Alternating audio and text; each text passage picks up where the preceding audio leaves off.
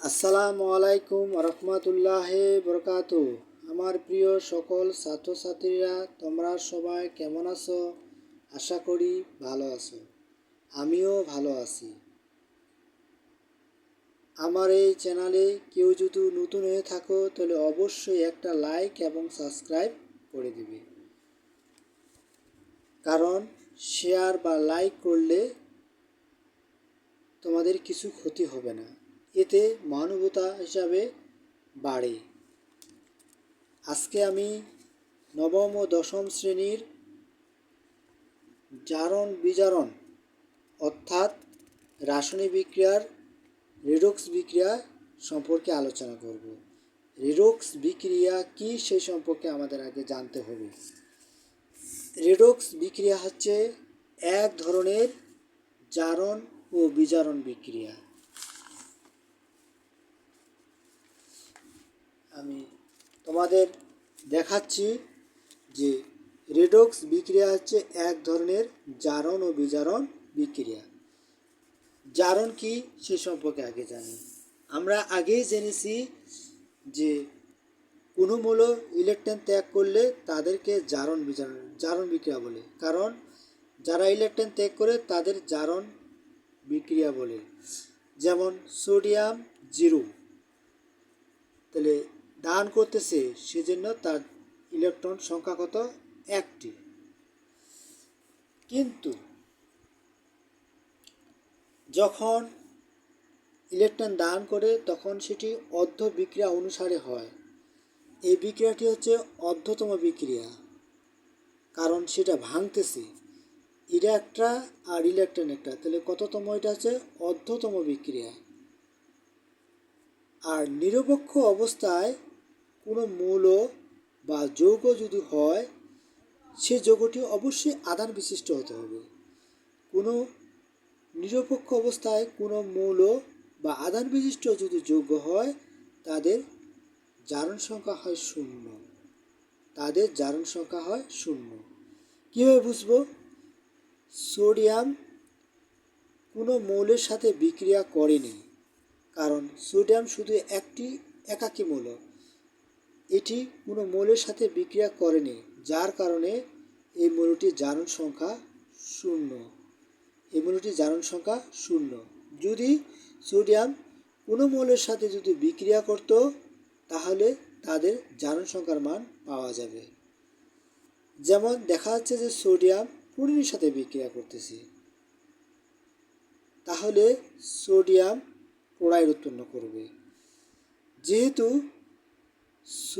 Sodium chloride উৎপন্ন করবে, যেহেতু যৌগ গঠনকালে তাদের যোগফলের মান আবার 0 হয়, জারণ সংখ্যার মানও হবে 0। কারণ যে সোডিয়ামের যোজনী 1, ক্লোরিনেরও যোজনী -1, উভয় প্লাস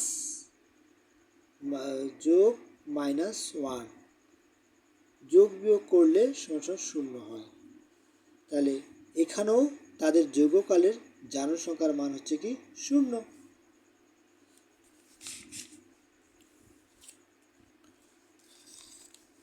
আমি আরও একবার বলতেছি যে যখন কোনো মৌল নিরপেক্ষ অবস্থায় থাকে তখন তার জারণ সংখ্যা হয় 0।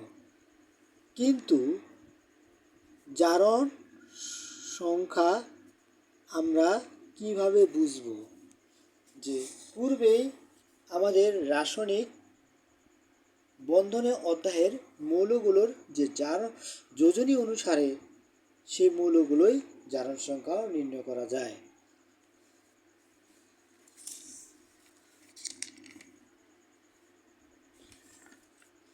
আবার কিছু কিছু মৌলগুলো ধনাত্মক আবার ঋণাত্মক, তবে কিছু মৌলগুলো আছে যেগুলো ঋণাত্মক বা অধাতু মৌলগুলোর জারণ সংখ্যা ধনাত্মক আকারে ব্যবহার করা হয়। যেমন hydrogen, sulphur, carbon, phosphorus, calcium. এই মৌলগুলো অধাতু হলেও তাদের জারণ সংখ্যা ধনাত্মক। 99%। অর্থাৎ কেমন, যে সালফারের জারণ সংখ্যা হলো 6, যার যোজনী 3বার প্রদর্শন করে 2, 4, 6। সালফার 3বার যোজনী প্রদর্শন করে, তার সর্বোচ্চ যোজনী হচ্ছে 6। এই কারণে সেটি অধাতু হলেও সেটি কি ধাতুর ন্যায় আচরণ করে।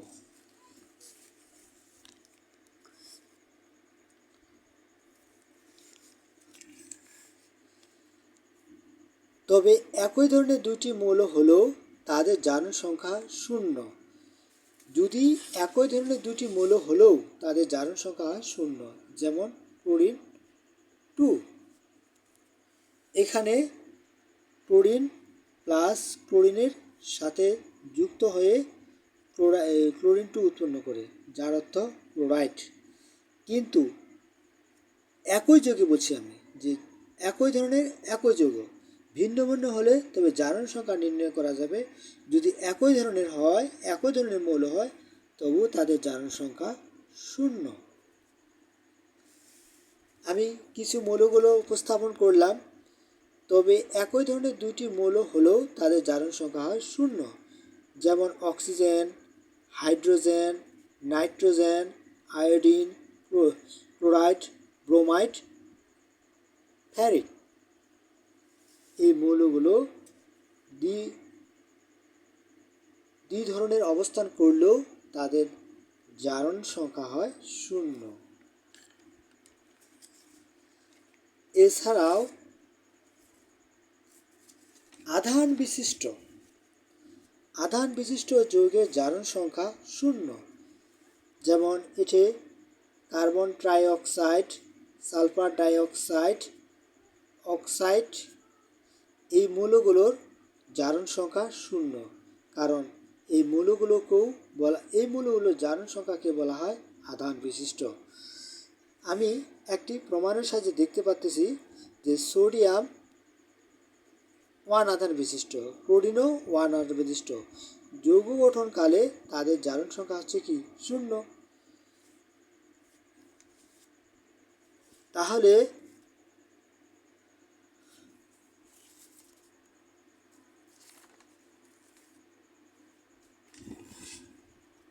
কার্বন ট্রাইঅক্সাইডের ক্ষেত্রে আমরা এভাবে করতে পারি যে কার্বনের সর্বস্ব যোজনী বা জারণ সংখ্যা হলো 4, অক্সিজেনের সর্বস্ব যোজনী 2 বা জারণ সংখ্যা হলো 2। তাহলে 4 + 2 - 3 যোগ করে -2 পাওয়া যায়। তাহলে আমরা এভাবে বলতে পারি যে আধান যৌগের মৌলসমূহের মোট জারণ সংখ্যার যোগফল আধান বিশিষ্ট সংখ্যার সমান। অর্থাৎ এখানে 2 আধান বিশিষ্ট যে বের হয়েছে সেটি আধান বিশিষ্ট সংখ্যার কী হবে, সমান হবে। আরেকবার বলতেছি আমি যে আধান যৌগের মৌলসমূহের মোট জারণ সংখ্যার যোগফল আধান বিশিষ্ট সংখ্যার সমান।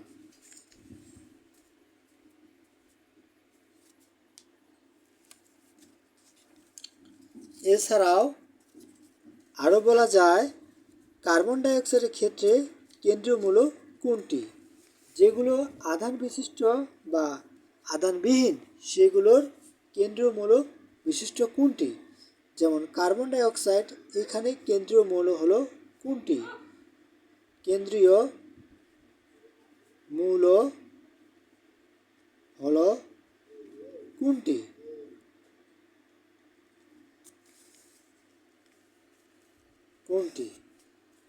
তাহলে আমরা বলতে পারি যার যোজনী বা জারণ সংখ্যা সর্বোচ্চ তাকে ওই মৌলের কেন্দ্রীয় মৌল বলা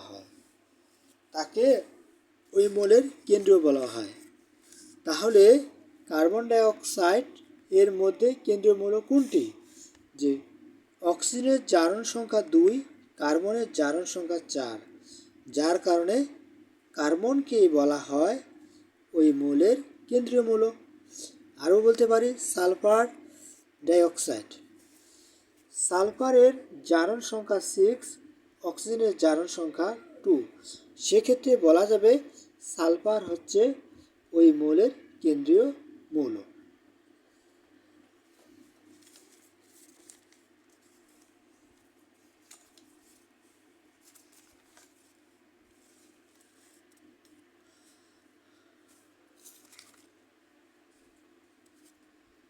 ভিন্ন ভিন্ন যৌগের একই মৌলের জারণ সংখ্যা ভিন্ন হয়। ভিন্ন মৌলের একই মৌলের জারণ সংখ্যা হয় ভিন্ন। যেমন ক্লোরিন, আমি আগে বলছি যে ক্লোরিন হলো একটি নিরপেক্ষ মৌল।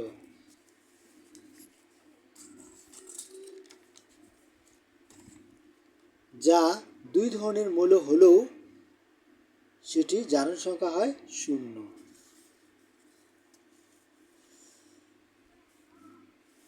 তাহলে কিভাবে একটি মৌলের জারণ সংখ্যা বের করব তা নির্ণয় করি।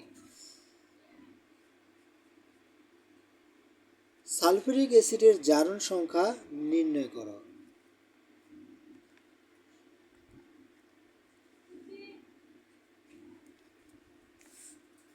আমরা আগে বলছি যে সালফিউরিক অ্যাসিড হলো এক ধরনের যৌগ বা যার একটি মাত্র অনুসারে অবস্থান করতেছে, সেজন্য এর জারণ সংখ্যা হবে 0। যেহেতু এই যৌগটি কারো সাথে বিক্রিয়া করেনি, সেহেতু তার জারণ সংখ্যা হবে 0। এছাড়াও বলতে পারি, যেহেতু এই যৌগের মধ্যে সবচেয়ে জারণ সংখ্যার মান হচ্ছে সালফার, কারণ তার জারণ সংখ্যার মান হচ্ছে 6, অক্সিজেনের জারণ সংখ্যা হচ্ছে 2, হাইড্রোজেনের জারণ সংখ্যা হচ্ছে 1। কিন্তু যে মৌলের কেন্দ্রীয় মৌলের জারণ সংখ্যা বের করার জন্য সামনে অবস্থিত হাইড্রোজেনের সঙ্গে অক্সিজেনের ব্যাপক সম্পর্ক থাকতে হবে। যেহেতু অক্সিজেন বলবে তুমি ধনাত্মক আধান বিশিষ্ট, আমি ঋণাত্মক আধান বিশিষ্ট, তাই আমাদের জারণ সংখ্যার মান নির্ণয় করা যাবে। আর সালফার হচ্ছে নিরপেক্ষ যৌগ, তাই তার জারণ সংখ্যার মান নির্ণয় করা যাবে। সেক্ষেত্রে সালফার যেহেতু কেন্দ্রীয় মৌল, সেজন্য তাকে এক্স দ্বারা প্রকাশ করা হয়। এক্স দ্বারা প্রকাশ করা হয়।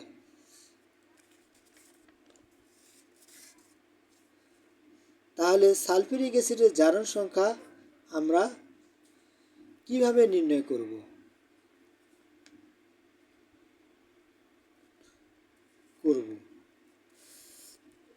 যেহেতু সালফিউরিক অ্যাসিড একটি যৌগ, সেজন্য তার জারণ সংখ্যা হবে 0। হাইড্রোজেনের জারণ সংখ্যা 1 প্লাস সালফারের জারণ সংখ্যাকে আমরা এক্স দ্বারা প্রকাশ করছি, এক্স প্লাস অক্সিজেনের জারণ সংখ্যা হচ্ছে -2। পরমাণুর সংখ্যা হলো 4।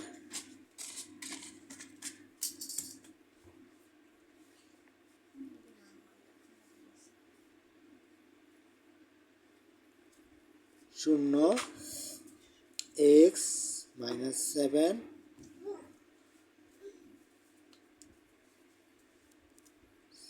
গুণন 2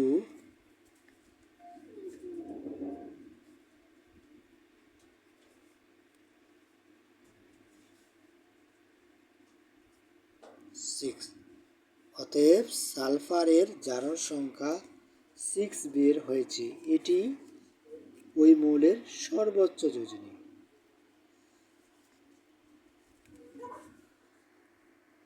আজকে এ পর্যন্তই।